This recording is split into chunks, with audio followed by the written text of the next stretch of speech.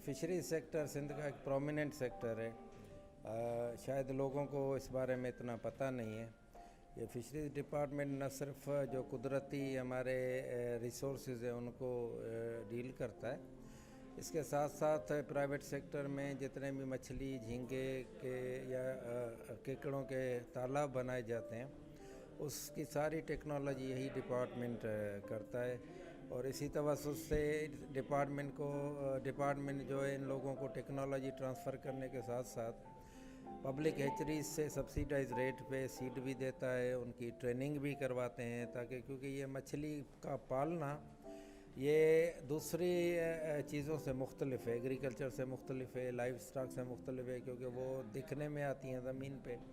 मछली क्योंकि पानी में पाली जाती है और ये ठंडे खून वाले जानवर होते हैं, तो इनको पालना भी कुछ अलहदा होता है और इनको रखना भी कुछ अलहदा होता है। ये एक किस्म की एक नेचुरल साइंस होती है और ये हर बंदा नहीं जानता जब तक उनको हम कोई नो हाउ ना दें, उनको नॉलेज न बताएं, उनको प्रॉपर ट्रेनिंग ना दें। क्योंकि मछली आम बकरी या भैंस की तरह ऐसे तो नहीं है उसको घास डाल दिया खा जाएगी, तो उसके खाने के तौर तरीके भी अलहदा होते हैं। क्योंकि जब मछली पानी में पाली जाती है तो पानी के जो इन्वायरमेंट है उसको भी मद्देनज़र रखा जाता है कि इसको कौन सा टेम्परेचर चाहिए, इसकी पीएच क्या होनी चाहिए।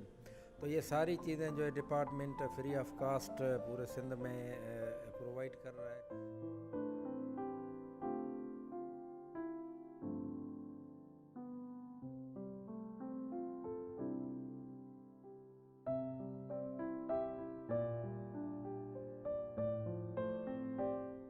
और यही नतीजा है कि 1984 से पहले सिंध में एक भी मछली का तालाब नहीं था।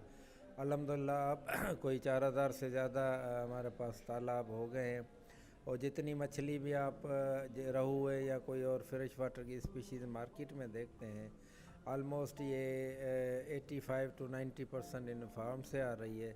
न सिर्फ ये मछली हमारी ज़रूरत पूरी कर रही है, हम मिडिल ईस्ट को एक्सपोर्ट भी कर रहे हैं। और इससे जो जुड़े लोग हैं उनका एक एनवायरनमेंट का ज़रिया, उनका एक रोज़गार का ज़रिया भी है।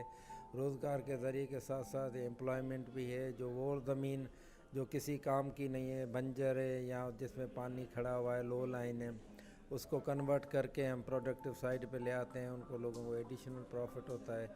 और मछली पालना इसका जो इनकम होती है, ये दुनिया में जो हाई इनकम बिज़नेस होते हैं उनमें होती है, एग्रीकल्चर से ज़्यादा होती है। ये सम टाइम जो है हमारे क्या कहते हैं ऑर्चर्ड से भी ज़्यादा होती है। क्योंकि इसमें सिर्फ एक ही दो जो हज़ार्ड होते हैं जिनको ओवरकम किया जाता है, इसको चोरी से रोका जाए, पानी का क्वांटिटी इस तालाब में प्रॉपर रखी जाए और इनका ख्याल रखा जाए, तो ये बेहतरीन प्रोडक्शन देती हैं। तो अल्हम्दुलिल्लाह मुझे कहते हुए फ़ख्र होता है कि सिंध पूरे पाकिस्तान में लीड कर रहा है फ़िशरीज़ एंड एक्वाकल्चर में। और फ़िशरीज़ के जितने भी रिसोर्सेज हैं पूरे पाकिस्तान को अगर देखा जाए तो 71% रिसोर्सेज प्रोविंस ऑफ सिंध के पास है। तो इसी हिसाब से ये सिंध को नाज भी है ख़ुद पे कि हम पूरे पाकिस्तान में सबसे आगे हैं इस सेक्टर में। अच्छा, अभी जो इजलास चल रहा है आप लोग का वर्ल्ड बैंक से, उसमें क्या पेशरफ्त हुई है, क्या बेहतरी आई है ये फ्लड के हवाले से या एग्रीकल्चर या फिशरी के हवाले से, क्या उसमें आप लोग ने मामला तय किया? ये एक नया प्रोजेक्ट है, आलमी बैंक ने सिंध गवर्नमेंट के ताउन से लॉन्च किया। ये अभी अपने इनिशियल फेज़ में, जब ये इम्प्लीमेंट होगा तो इसके अच्छे नताइज आएंगे। ये प्रोजेक्ट पूरे एक्वाकल्चर सेक्टर को, मछली पालने को ट्रांसफार्म कर रहे हैं। क्योंकि इस वक्त जितनी भी हमारे यहाँ मछली पाली जाती है तो हम 1 एकड़ पे कोई 350 के करीब दाने डालते हैं। और इस प्रोजेक्ट के बाद हमारी जो प्रोडक्शन है वो बढ़ जाएगी, एक्सटेंशन सिस्टम भी बढ़ जाएगा। और क्या होगा कि 350 की जगह पे हम कोई 3500 से 10,000 तक दाने पर एकड़ पे रख सकेंगे, तो प्रोडक्शन ऑटोमेटिकली बढ़ेगी, लोगों का रोज़गार भी बढ़ेगा और एक विंडो ओपन होगा एक्सपोर्ट के लिए। पाकिस्तान को वैसे ही फॉरेन जो रेमिटेंस है उनकी ज़रूरत पड़ती है, तो अल्हम्दुलिल्लाह ये कंट्रीब्यूट करेगा, उसमें अच्छे खासे जो हैं पैसे आ जाएंगे। वैसे भी हमारी वर्ल्ड बैंक की असेसमेंट है कि ये सिंध फ़िशरीज़ डिपार्टमेंट को अगर स्ट्रेंथन किया जाए तो ये तकरीबन कोई 4-5 अरब डॉलर की एक्सपोर्ट हम इनको दे सकते हैं, क्योंकि हमारे जो रिसोर्सेज हैं वो अब बांग्लादेश से ज़्यादा हैं। लेकिन बांग्लादेश इस वक्त दुनिया के कोई 10 बेहतरीन ममालिक में है कि उसका एक्वाकल्चर इतना बढ़ गया है, वो अरबों डॉलर कमा रहा है। और इसी हिसाब से वियतनाम को दिखा जाए तो वो सिर्फ एक मछली पंगेशस से कई अरब डॉलर कमा रहा है। और हमारा तो इन्वायरमेंट और यहाँ एटमॉस्फेयर इतना अच्छा है कि पूरा साल हमारा सनलाइट होती है, पूरा साल हमारे पास हवा होती है, हमारे पास ज़मीन है, हर चीज़ है। क्योंकि हमारे पास फाइनेंस ना होने की वजह से हम इस सेक्टर को डेवलप नहीं कर पाए, तो वर्ल्ड बैंक ने हाथ बढ़ाया है, हम उनके साथ है।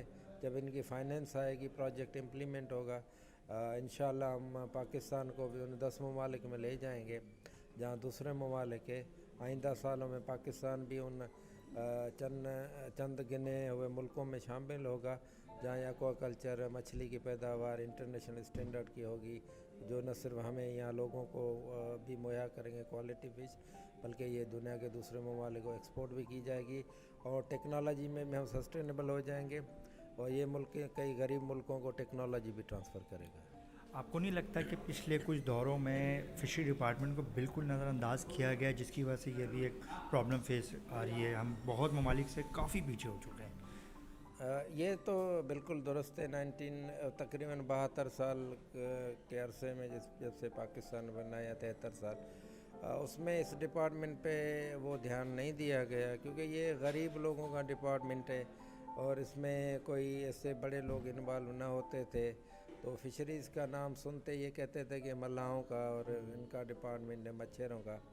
ऐसी बात नहीं है। जितनी भी आपकी प्रोडक्शन एक्वाकल्चर साइड पे हो रही है, तो पाकिस्तान में जितने भी आप बड़े लोग देखते हैं रूरल एरियाज़ में, ये सारी इनकी इनकम ज़्यादातर मछली से आती है बनस्बत कंपेयर टू एग्रीकल्चर से।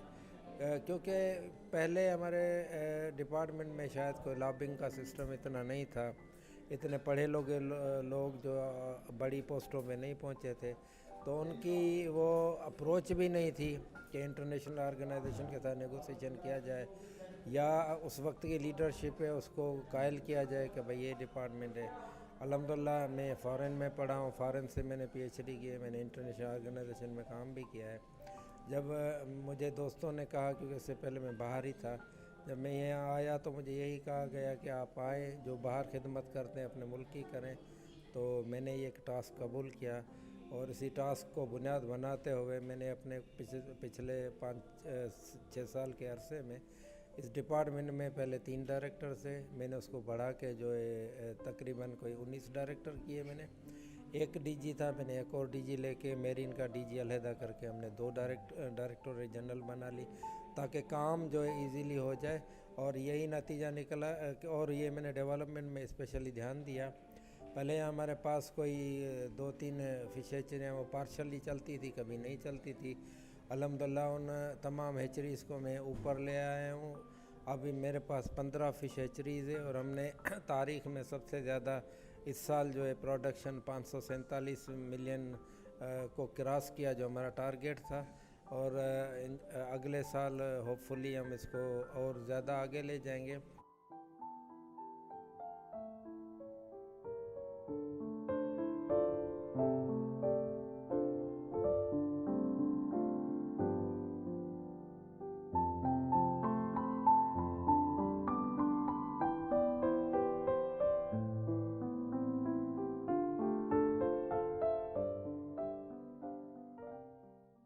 और दूसरी बात यह है कि हमने न सिर्फ ये मछली का बीज प्राइवेट फार्मर्स को दिया, और हमने पब्लिक वाटर जैसे में भी किया कि किंजर में डाला, रिवर इंडस में डाला, मंछर में इस बीज को स्टॉक किया, चोटियारू रिजर्वायर में डाला।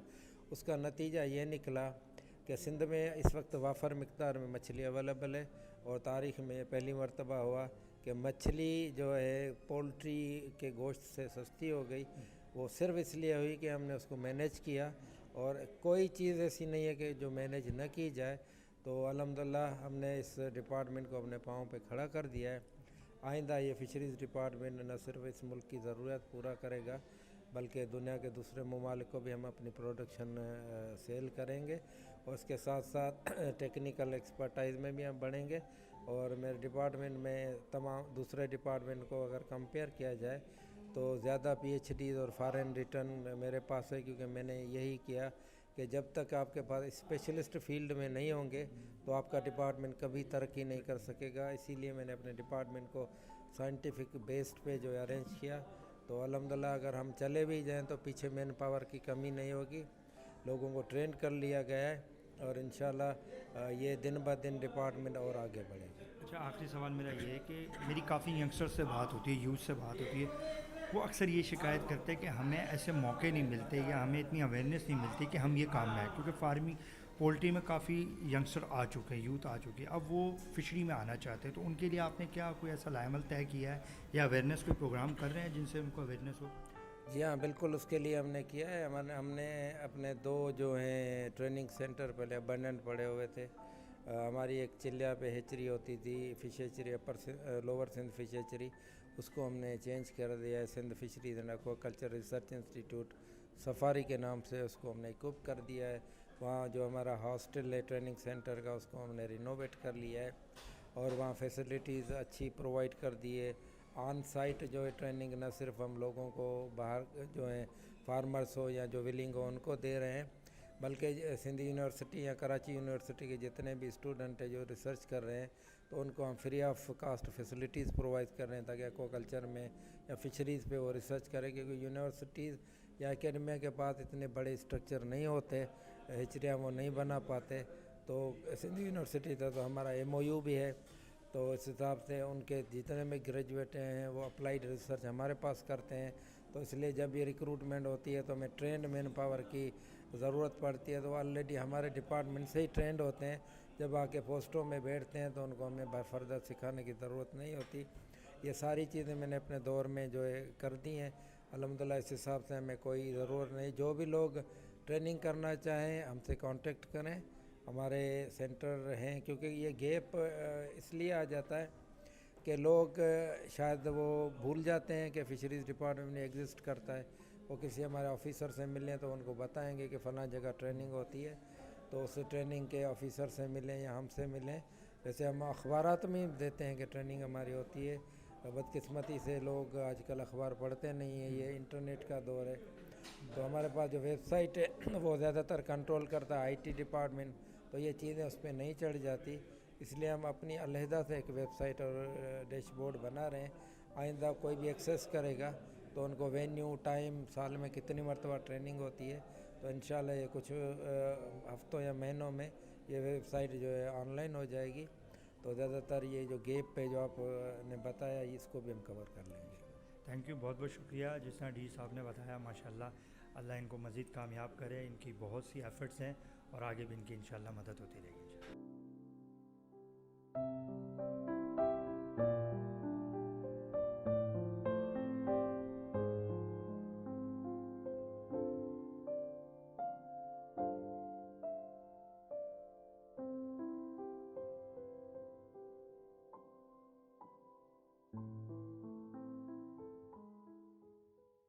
میرا نام ذوالفقار علی لاڑک، میں ڈائریکٹر فشریز ہیچریز اینڈ ٹریننگ ہوں.